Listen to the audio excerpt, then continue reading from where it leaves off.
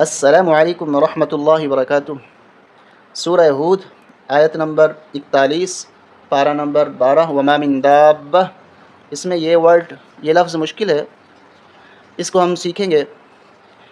یہاں پر کون سا قانون اور کون سا رول ہے جس کی وجہ سے یہاں پر کچھ اور انداز سے یہ لفظ پڑھا جائے گا، اس کو بھی سیکھیں گے۔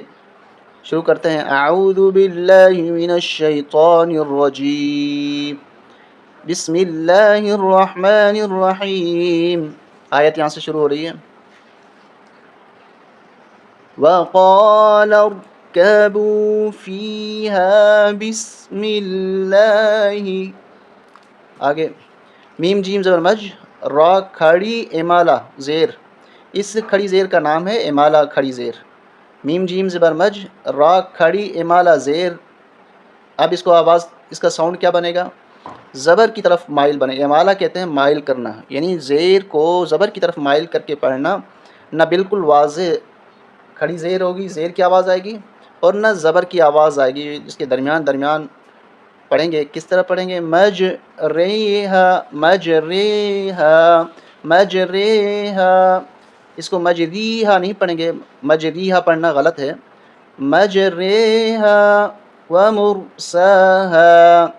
وقال اركبوا فيها بسم الله مجريها ومرساها۔ یہ ایک ہی جگہ ہے قرآن شریف کی جہاں پر اس را کو مجہول طریقے سے پڑھا جاتا ہے، اور اس کا نام ہے کھڑی امالہ زیر۔ کھڑی امالہ زیر، اس کھڑی زیر کا نام ہے امالہ کھڑی زیر۔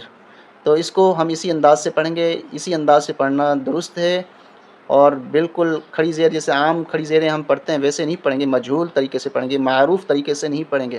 جیسا کہ اردو میں ایک یا ہوتی ہے بڑی، اور ایک یا ہوتی ہے بڑے۔ بڑے کے ساتھ لفظ جو آگے حرف لگتا ہے یا بڑی لگتی ہے تو اس کو بڑے کر دیتے ہیں، چھوٹی یا لگتی ہے تو بڑی، تو اسی طریقے سے وہ مجہول بن جاتا ہے۔ تو یہاں یہ مجہول طریقے سے ہم پڑھیں گے، مجریہا ومرساہا ان ربی لغفور رحیم۔ امید ہے کہ آج کا سبق آپ کو سمجھ میں آ گیا ہوگا۔ اگر آپ قرآن شریف پڑھنا چاہتے ہیں اور تجوید سے سیکھنا چاہتے ہیں تو ہمارے ساتھ شامل ہو جائیں۔ کمنٹس میں جواب ضرور دیں۔ السلام علیکم ورحمۃ اللہ وبرکاتہ۔